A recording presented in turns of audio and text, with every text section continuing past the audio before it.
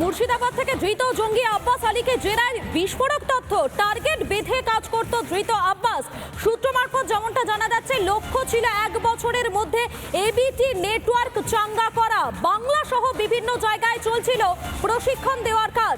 প্রশিক্ষণের সময়সীমা ছিল 1 বছর এবং সেই অনুযায়ী বাড়ি ভাড়া করে খারিজি মাদ্রাসা শুরু করে আব্বাস। 1 বছরের জন্য সেই বাড়ি ভাড়া নেওয়া হয়েছিল। 25,000 টাকায় বাড়ি ভাড়া নিয়েছিল ধৃত আব্বাস। খারিজি মাদ্রাসায় পড়াশোনা চালানোর জন্য পড়ুয়াদের জন্য চাঁদা তুলত আব্বাস। এবং এই বিষয় নিয়ে যে বাড়ি ভাড়া করে খারিজি মাদ্রাসা চালাতো আব্বাস, সেই বাড়ির মালিক কি বলছেন একবার শুনুন।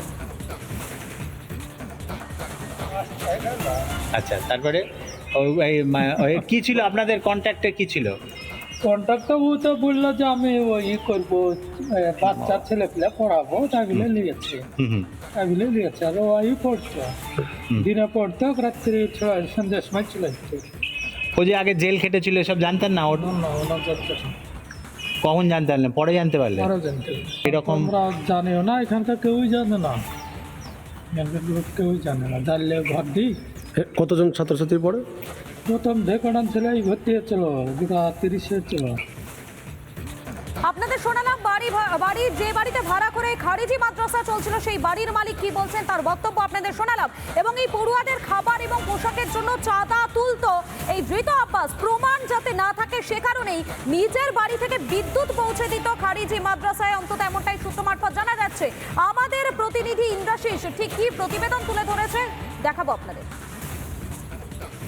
মুর্শিদাবাদের হরিহরপাড়া থেকে ধৃত জঙ্গি আব্বাস আলীকে জিজ্ঞাসাবাদে ভয়ঙ্কর তথ্য পেয়েছে গোয়েন্দারা। গোয়েন্দা সূত্রে জানতে পারা গিয়েছে, টার্গেট ফিক্সড করে কাজ করতো এই আব্বাস আলী। 1 বছরের টার্গেট বেঁধে দেওয়া হয়েছিল এই এবিটি নেটওয়ার্কটাকে গোটা রাজ্যে, গোটা জেলার বিভিন্ন জায়গাতে ছড়িয়ে দেওয়ার জন্য টার্গেট ফিক্সড করা হয়েছিল। এবং সেই টার্গেটের সময়সীমা ছিল 1 বছর।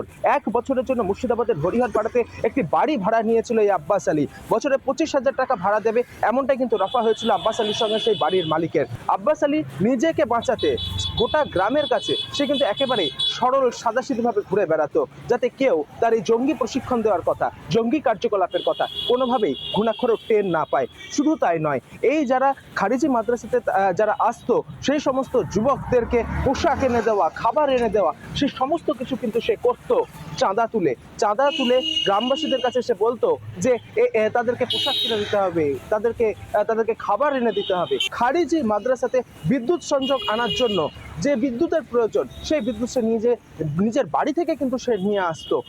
জেরাই আব্বাস আলী স্বীকার করেছে, যাতে কোনোভাবে বিদ্যুতের বিলের কোনো রকম প্রমাণ না থাকে, সেই কারণেই নিজের বাড়ি থেকে লাইন করে কিন্তু এই বিদ্যুৎ সংযোগ নিয়ে আসা হয়েছিল খারিজি মাদ্রাসাতেই। স্বাভাবিকভাবে এত বড় একটা কর্মকাণ্ড দীর্ঘদিন থেকে সেখানে চলছিল, যা কিন্তু ঘুণাক্ষরও টের পাননি সেখানকার গ্রামবাসীরা। আজ আব্বাস আলীর কীর্তি প্রকাশ্যে আসার পর হতবাক হরিহরপাড়ার বাসিন্দারা, বহরান এই আজমতপুরের বাসিন্দারা। সব মিলিয়ে আব্বাস আলীকে জিজ্ঞাসাবাদ, পাশাপাশি আব্বাস আলীর আরও এক সঙ্গী মনিরুল শেখ, তাকে জিজ্ঞাসাবাদে আর কি তথ্য উঠে আসে সেদিকে সকলের নজর রয়েছে। মুর্শিদাবাদ থেকে ক্যামেরায় অপূর্ব চৌধুরীর সঙ্গে ইন্দ্রাশিস বাগচি, রিপাবলিক বাংলা। আর এই মুহূর্তে যে খবরের দিকে আমাদের নজর থাকবে, সাদ রাতি নয় এবিটি বড় মাথা অসম থেকে ধৃত নূর আলম মন্ডল এবং মুজিবুর রহমান। আরো একবার জানাই আপনাদেরকে, সাদ রাতি নয় এবিটির বড় মাথা অসম থেকে ধৃত নূর আলম মন্ডল এবং মুজিবুর রহমান। অসম থেকে 2 জঙ্গিকে গ্রেফতার করে অসম এসটিএফ। বাংলা এবং অসমে স্লিপার সেল তৈরিতে এদের ভূমিকায় সব থেকে বড়। আমাদের সঙ্গে সরাসরি রয়েছেন আমাদের প্রতিনিধি সৈকত রয়েছেন। আমি সৈকতের কাছে চলে যাবো। সৈকত, এই বিষয়ে বিস্তারিতভাবে জানাও যে এই ধৃত জঙ্গিরা তারা কিভাবে এই স্লিপার সেল তৈরির কাজ চালাচ্ছিল।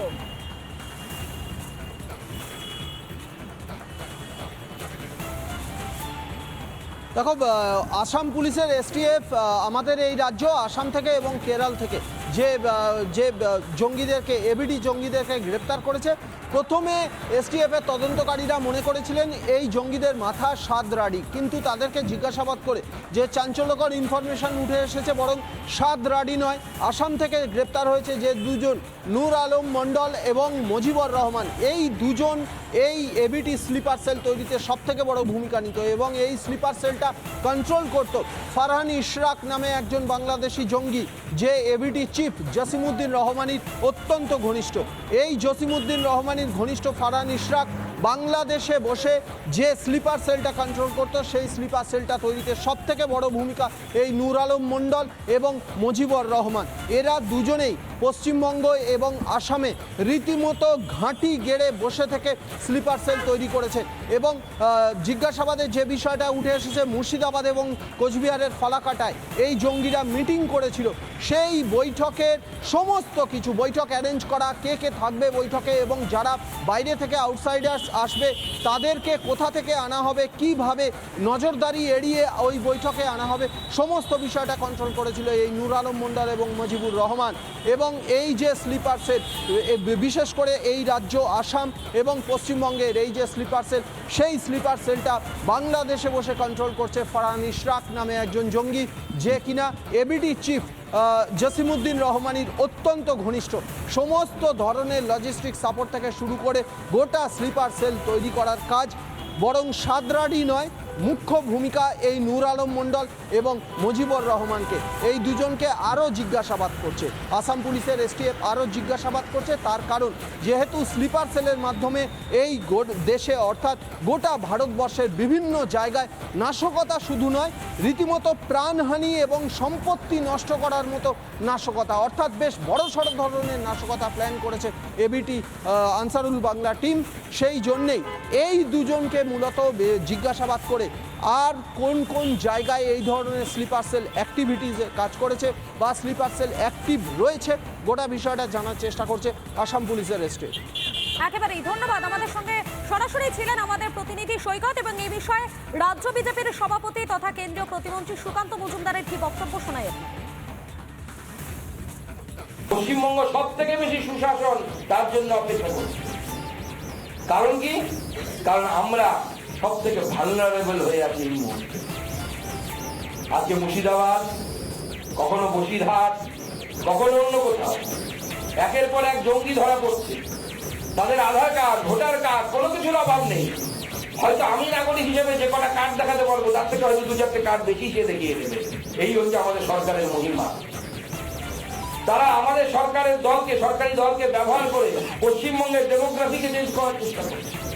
পশ্চিমবঙ্গের মধ্য দিয়ে গোটা ভারতবর্ষের ডেমোক্রেসিকে চেঞ্জ করার চেষ্টা করছে। উদ্দেশ্যটা খুব সহজেই সামনে আমাদের বিরাট বিষয় বলে দিয়েছে যে তারা 33%, সেখান থেকে 51% হতে হবে। তাহলে পরে সব কেল্লা হবে। বাঙালি তবুও ঘুমোচ্ছে অনেক জায়গায়, বিশেষ করে কলকাতায় ঘুমোচ্ছে। তারা ভাবছে সেকুলারিজমের আন্ডা খাবো আর আরামসে ঘুমোবো। ঠিক আরামসে ঘুমোতে পারবেন না।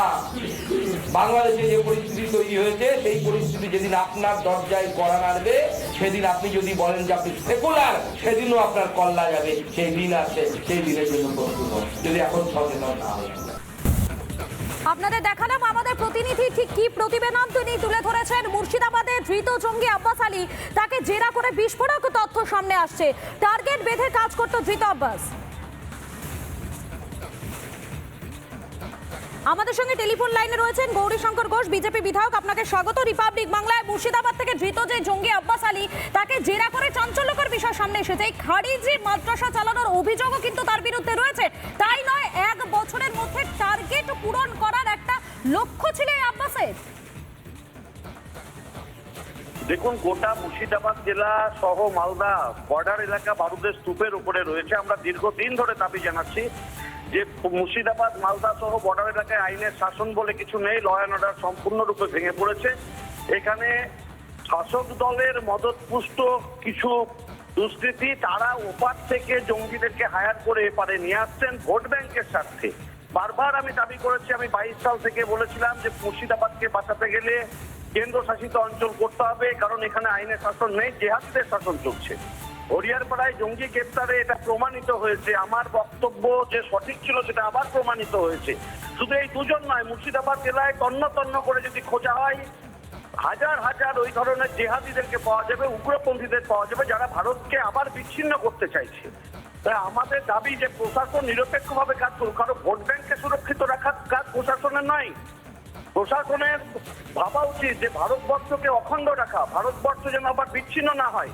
তাই প্রশাসনকে আমি বলবো যে কোনো দলকে বাঁচানোর তাগিদে আপনারা দেশের সার্বভৌমত্বকে বিসর্জন দিতে পারেন না।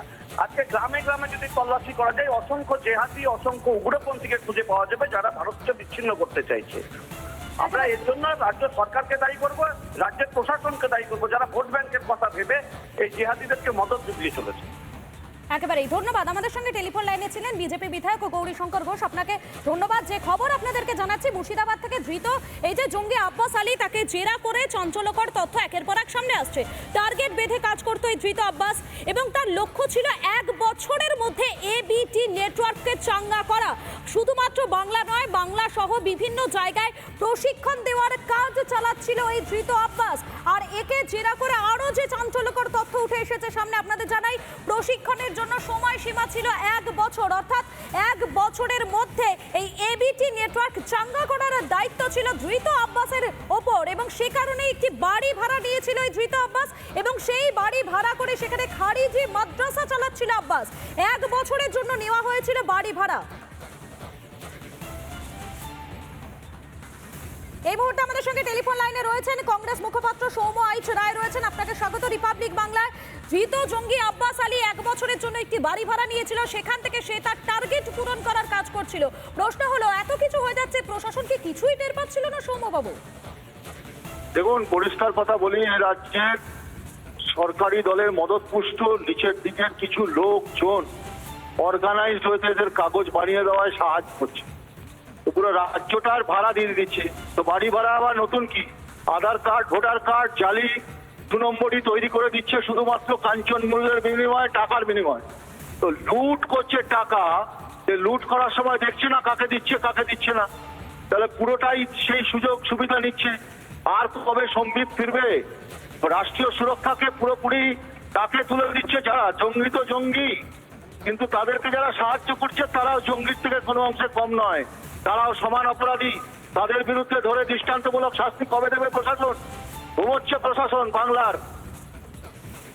একেবারেই ধন্যবাদ। আমাদের সঙ্গে টেলিফোন লাইনে ছিলেন কংগ্রেস মুখপাত্র সৌম্য আইচ রায়। আপনাকে ধন্যবাদ। যে খবর আপনাদেরকে জানাচ্ছিলাম, 1 বছরের জন্য বাড়ি ভাড়া নিয়েছিল এই ধৃত আব্বাস এবং 25,000 টাকায় বাড়ি ভাড়া নিয়েছিল সে, কেননা 1 বছরের মধ্যে টার্গেট পূরণের লক্ষ্যমাত্রা ছিল আব্বাসের কাছে।